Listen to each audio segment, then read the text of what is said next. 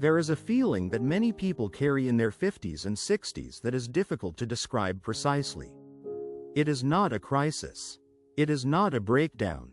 It arrives quietly, usually in an ordinary moment, sitting at a dinner table, or driving home after seeing someone, or picking up a phone to call a person and then setting it back down because you are not quite sure what you would say, or whether they would want to hear it. The feeling is something like this. You look around at your life, and the people in it are mostly fine. Your family is there, your spouse, perhaps, colleagues you speak with during the week, neighbors you wave to, but somewhere underneath all of that, underneath the reasonable, decent surface of an ordinary adult life, you notice an absence. A kind of quiet space where something used to be. Something warmer, something less formal, something that felt like it did not require effort to sustain. What you are noticing, if you are honest about it, is the slow disappearance of close friendship. Not the dramatic end of a relationship. Not a fight or a betrayal or a falling out. Just the gradual, almost invisible process by which people who once mattered deeply to you, people you laughed with easily, people who knew your story, people who called without a reason, have become Christmas card names. Voices you hear less often each year. Faces that belong mostly to your past now. And the strange thing is that you are not entirely sure when it happened. You did not choose it. You did not want it. Life simply moved and carried you forward, and at some point you looked back and realized the people you expected to find there had quietly moved in different directions. What makes this feeling so hard to talk about is that it does not have a clean name. Grief is for death. Loneliness sounds like a complaint. Isolation suggests something more total than what most people experience. So instead, many people say nothing. They note the absence somewhere private, and they carry it without examining it too carefully, and they tell themselves that this is simply what getting older looks like. That everyone goes through this. That it is normal. And it is, in a sense, normal, statistically speaking. A great many people experience exactly this. But normal does not mean harmless, and it does not mean inevitable, and it certainly does not mean that it deserves to be dismissed without examination. Because the quiet disappearance of close friendship is one of the most widespread and least discussed experiences of the second half of life. People speak freely about their health, their finances, their children's choices, the inconveniences of a changing world. They rarely speak, with any real honesty, about the fact that the friendships they counted on have thinned, and that they do not quite know how to find that kind of closeness again. The subject carries an embarrassment that keeps it mostly private. Today, we are going to talk about why friendships quietly disappear after 50. Not with panic, not with self-help promises, and not with a list of tips that assume the problem is simply that you are not trying hard enough. We are going to look at it slowly and carefully, the way it deserves. We are going to look at the conditions that once made friendship easy, the forces that gradually remove those conditions, the real cost of what is lost, and the deeper questions that friendship raises about how we live now. This is not a video about what you did wrong. It is a video about what happened. To understand why friendship becomes so difficult in the second half of life, it helps to start at the beginning. To ask, where did your closest friendships actually come from? How did they start? If you think back honestly to the friendships that meant the most to you, the ones that felt effortless, the ones where you could spend an afternoon doing nothing in particular and leave feeling full, they almost certainly did not begin with intention. You did not choose those friends the way you might choose a doctor or a financial advisor.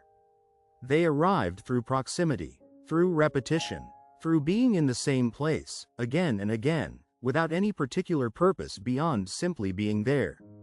This is not an accident. Social researchers who study friendship have found, consistently, that the conditions most reliably associated with forming close friendships are three. Proximity, which means being physically near someone. Repeated unplanned interaction, which means encountering them regularly without having to arrange it, and a setting that encourages openness, which means an environment where people can talk without feeling guarded or evaluated. Think about those conditions in the context of your own life. Think about where your closest friendships were formed. For most people, the answer is school. Not because school was designed to create friendship, it was not, but because school provided all three conditions almost by accident. You were placed near the same people, day after day, in a setting that had its own rhythms and rituals. You did not have to call ahead. You did not have to find a time that worked for everyone's calendar. You simply showed up, and the people were there, and over weeks and months and years, something accumulated. Slowly, without anyone declaring it a friendship, it simply became one. After school, for many people, came work.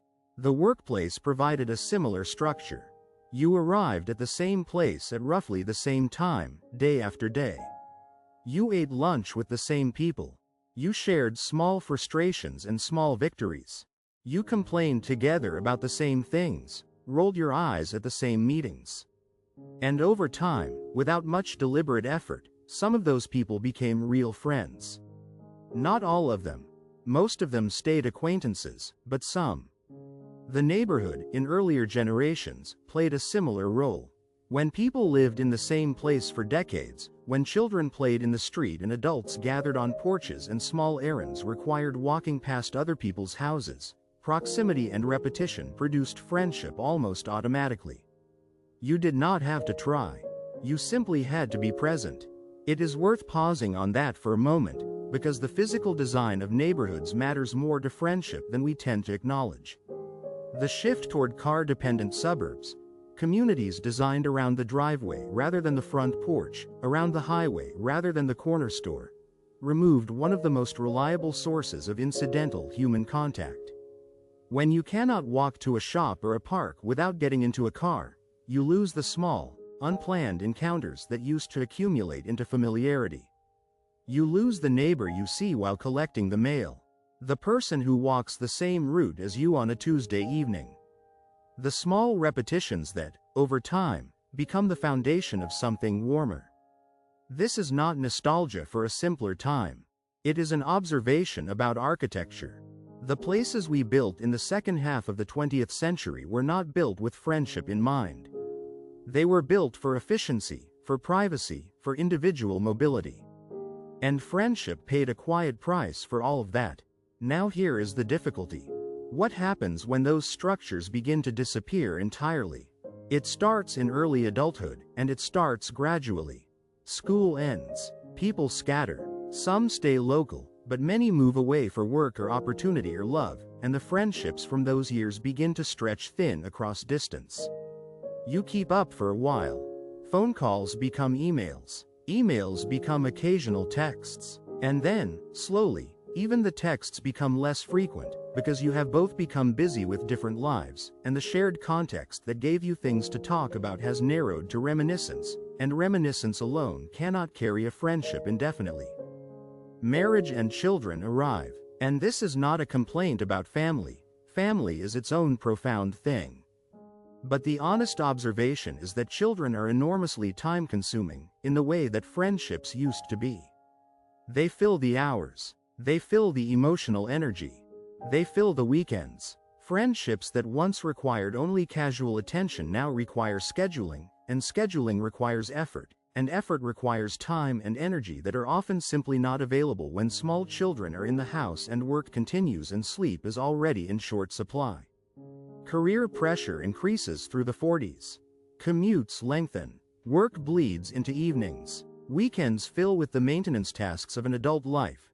The house, the car, the aging parents, the children's schedules.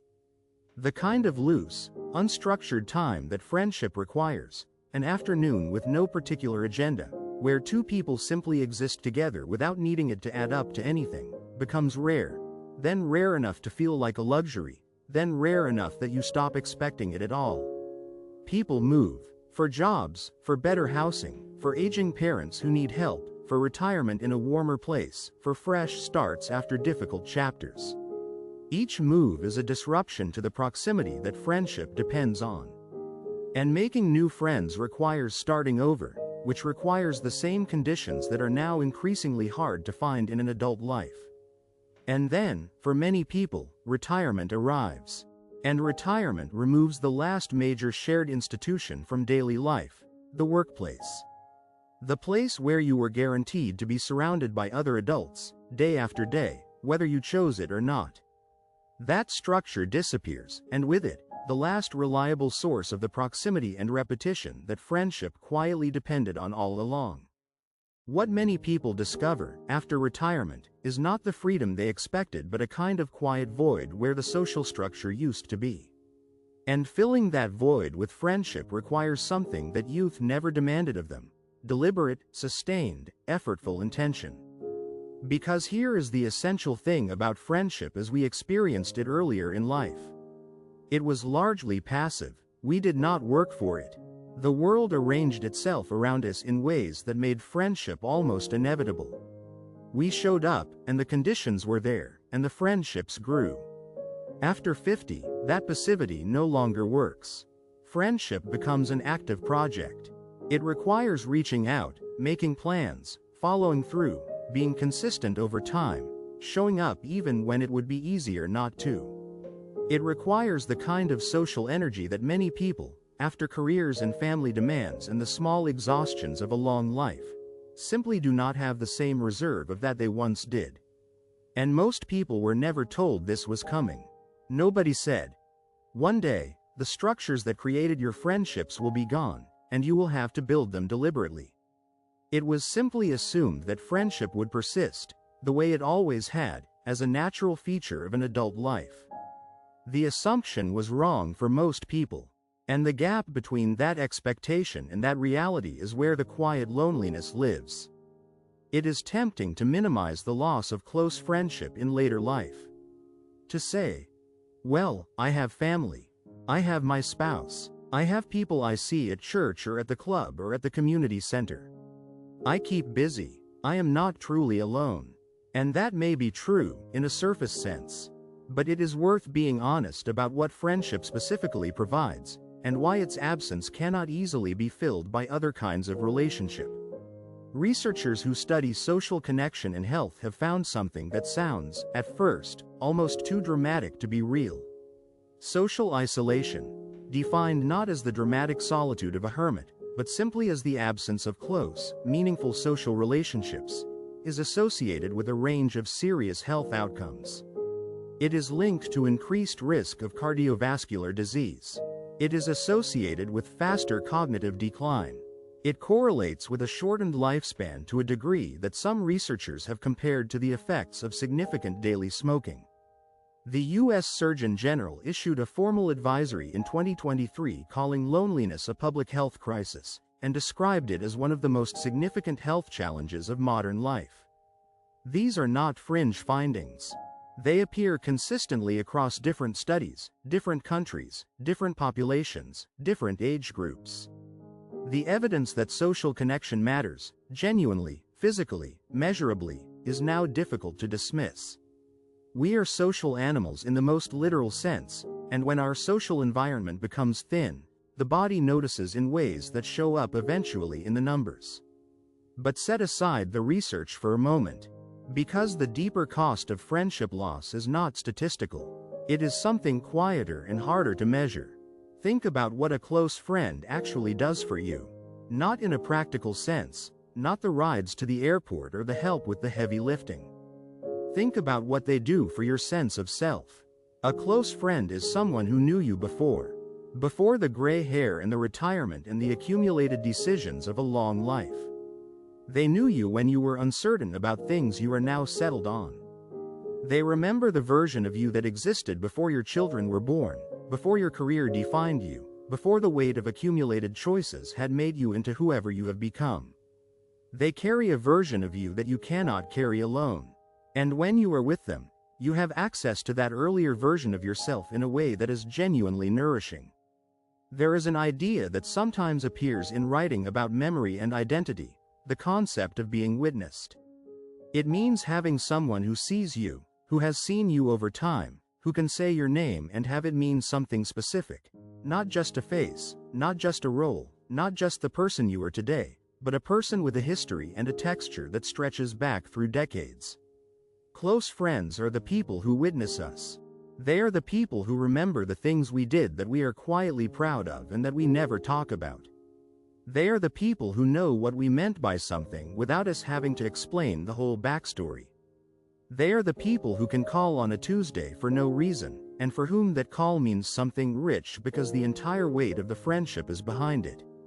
When those people are gone, not dead, necessarily, just distant, just faded, just reduced to someone you exchange a message with twice a year, something real is lost. Not a luxury, not a nicety, something that has to do with whether we feel fully present in the world, fully real to ourselves.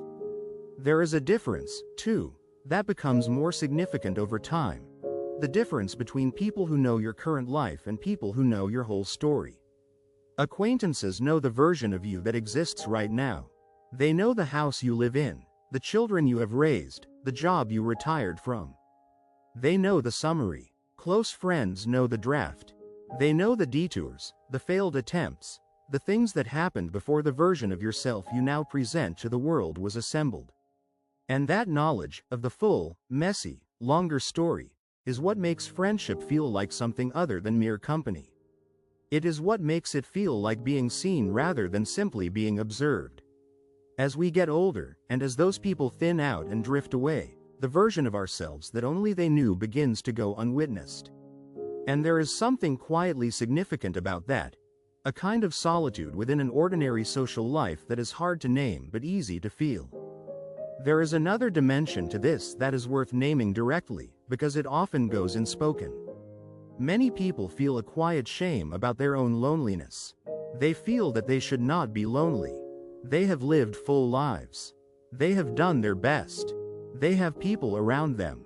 Loneliness, they believe, is for people who failed at something, or for people who are difficult to be around, or for people who made poor choices somewhere along the way. This shame is both widespread and mistaken. It is mistaken because the conditions that produce loneliness in later life are structural, not personal. They arise from the shape of modern society, from mobility, from the collapse of community institutions, from the demands of the economy, from the way adult life is organized, not from individual failure. But shame does not respond well to logic. It lives somewhere deeper than argument can easily reach. And it makes the experience of loneliness harder to admit, harder to examine, and therefore harder to do anything about. Men, in particular, often carry this experience without ever naming it. Because men in many cultures are raised to understand self-sufficiency as a virtue and emotional need as something to be managed privately. Many men arrive in their 60s without having had a genuinely close friendship since their 20s or 30s. Their social world has quietly narrowed to their spouse, their work, and perhaps their adult children. And when work ends and children leave and the spouse has their own world of connection, the silence that remains can be genuinely bewildering. Not painful in a way they know how to describe, just absent. Women tend to maintain social connections somewhat better through adulthood, partly because socialization has historically encouraged emotional intimacy and verbal closeness between women. But they are not immune to the pattern. After retirement, after children leave, after the social world that work provided disappears, many women find that the friendships they expected to sustain them have faded further than they realized, and that building new ones at this stage of life is harder than anyone prepared them for. The cost of all this is real. It is usually not dramatic. It is not the crisis of acute grief. It is the quieter, more persistent experience of going through ordinary days without the particular warmth of being genuinely known by another person. And that experience, repeated often enough over months and years, takes something from you that is worth protecting. Given how common the experience of friendship loss in later life is, it is striking how little it is openly discussed. People talk about retirement finances at considerable length. They talk about healthcare, housing, grandchildren, the news, the state of the world. They do not, very often, talk honestly and directly about the fact that they have drifted from their closest friends and do not know how to find that kind of closeness again. The subject carries an embarrassment that keeps it mostly private. Part of that silence comes from shame, as we have noted. But part of it comes from a set of cultural assumptions that are worth examining directly, because they shape how we think about friendship in ways we rarely notice. The first assumption is that family replaces friendship. That once you have a spouse, children, and eventually grandchildren, the need for close friendship outside the family is somehow superseded. Family becomes the center, and friendship becomes a pleasant addition, welcome when it exists, but not strictly necessary. This assumption is widespread, and it contains a grain of truth. Family relationships can be enormously sustaining. But it is not the whole truth. Because family relationships, even wonderful ones, are different from friendships in important ways. They carry history and obligation. They involve roles, parent, spouse, sibling, that shape every interaction whether we want them to or not. They carry expectations and sometimes tensions and old patterns that friendship, at its best, is free of. A friend can know you without needing anything from you. A friend can say something honest without it having the weight of the whole family history behind it. There is a particular kind of ease that exists in a close friendship that family rarely provides. The ease of being with someone who has no claim on you, no role to maintain, no grievance to manage. Someone who is simply there because they want to be. And when that kind of relationship is absent from a life, the family, however loving, cannot entirely fill the space. Not because the family is insufficient, but because friendship provides something distinct. The second assumption is that busyness is a virtue. We live in a culture that has, for several decades now, treated being busy as a marker of value and importance. A full calendar signals that you matter. Free time is something to be justified or productively filled. The kind of loose, unstructured, purposeless time that friendship actually requires. An afternoon where nothing is planned, where two people simply exist in each other's company without an agenda, has come to feel almost indulgent, almost irresponsible. This is a significant cultural shift from earlier ways of life, where leisure was not the opposite of productivity but simply a part of the natural rhythm of being human. Where people sat together in the evening without planning to. Where time had room in it for people, because time was not yet a resource to be optimized. Modern life has mostly removed that room. And friendship, which requires time that is unscheduled and unhurried, has no obvious place left to live in a calendar built around productivity. The third assumption worth examining is what we tell ourselves about technology. Social media, in particular, offers the appearance of connection without many of its essential qualities. We can follow what our old friends are doing. We can see the photographs, the milestones, the cheerful messages sent on birthdays and holidays. And this can feel, in certain moments, like remaining connected. Like being part of something. But it is not the same as sitting with someone. It is not the same as the kind of conversation that goes somewhere unexpected, that surfaces something you did not know you were carrying, that makes you laugh in a way that surprises you. Social media provides information about people. It does not provide presence. And presence, physical, consistent, unhurried, is what close friendship is actually made of. The medium gives us a simulacrum of connection that is vivid enough to reduce the urgency of seeking the real thing, and that is perhaps its most significant cost. There is also a fourth thing worth naming, and it is perhaps the most uncomfortable, because it has to do not with structure or culture but with what friendship actually requires from us at a personal level. Close friendship requires vulnerability. It requires the willingness to be known, not just the pleasant, competent, socially acceptable version of yourself, but the uncertain, struggling, sometimes confused version as well. It requires saying things that might sound foolish or weak or afraid. It requires being present with another person's difficulty without retreating immediately into advice or distraction. It requires a kind of emotional exposure that many people become less willing to risk as they get older, not because they care less about connection, but because they have accumulated more to protect. More image, more consistency, more carefully constructed sense of who they are. When you are young, you are less formed. The cost of being vulnerable is lower because there is less at stake, less reputation, less accumulated identity, less to lose. But as you get older, you carry more. You have a version of yourself that you have invested in maintaining. And the prospect of allowing someone close enough to see behind that version can feel genuinely threatening, even when the person in question has given you no reason to be afraid. And so people hold back. They keep friendships at the comfortable distance of pleasantness. They talk about general things, the news, the grandchildren, the state of the country, and avoid the particular things that would actually create closeness. And the friendship stays at the surface, and the surface begins to feel, after long enough, like a kind of loneliness in itself. The deeper question underneath all of this is one that our culture has not answered very clearly. What do we, as human beings, actually need in order for a life to feel worth living? And if one honest answer to that question includes being genuinely known by another person, knowing them in return, being present together in the world as witnesses to each other, then the quiet disappearance of close friendship is not a minor inconvenience. It is a meaningful loss, one that deserves to be named, and felt, and thought about seriously, rather than explained away as an inevitable consequence of growing up. There is no simple ending to this, no 5 steps, no guarantee, but there is something worth saying clearly, which is this: the difficulty of friendship in later life is not your fault. That sounds like a small thing to say, and perhaps in the broader scheme of things it is.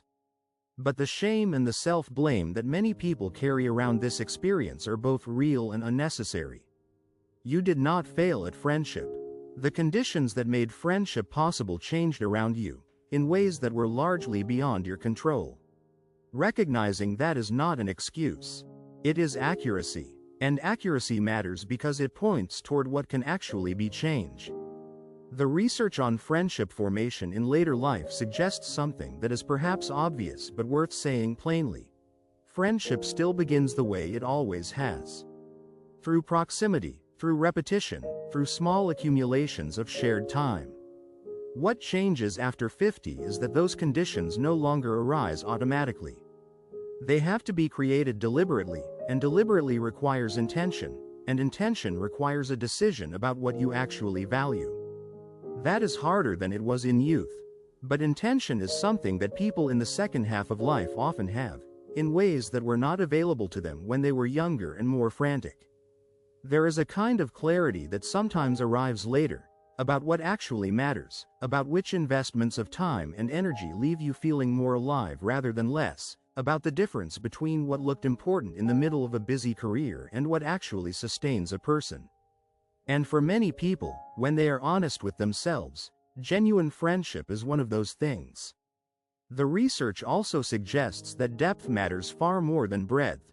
1 or 2 genuine relationships, people who know you, people you can call without a particular reason, people with whom you can sit in comfortable silence, are worth more, in every measurable sense, than a wide network of pleasant acquaintances. This is not a pessimistic statement. It is, in a way, a liberating one. It means the task is not to rebuild a large social life from scratch.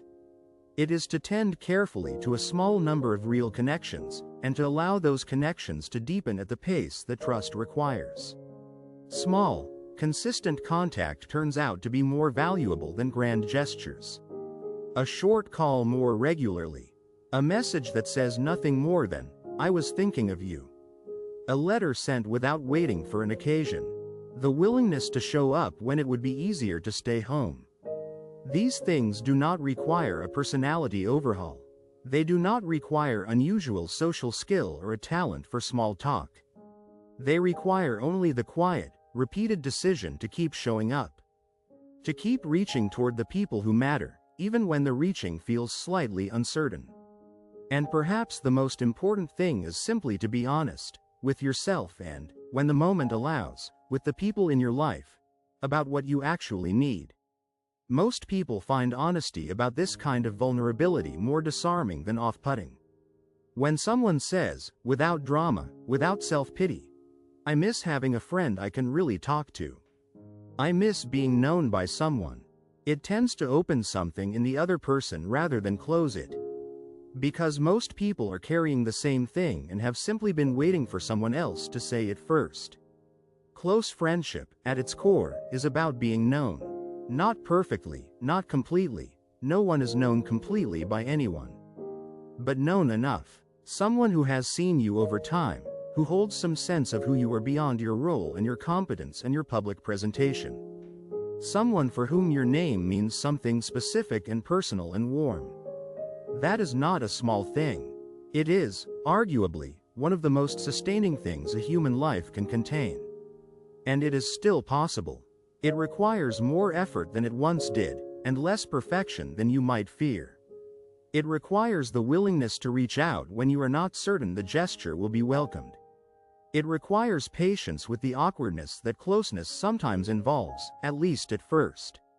It requires accepting that the ease of old friendship cannot always be reconstructed overnight, but that something equally valuable, something chosen rather than inherited from circumstance, can be built in its place. The world did not make it easy. Modern life was not designed with friendship in mind. But some of the most important things we do as human beings were never the path of least resistance. And friendship, the real kind, the kind that sees you and stays, was always worth more than it was easy. Perhaps that is still true. Perhaps especially now.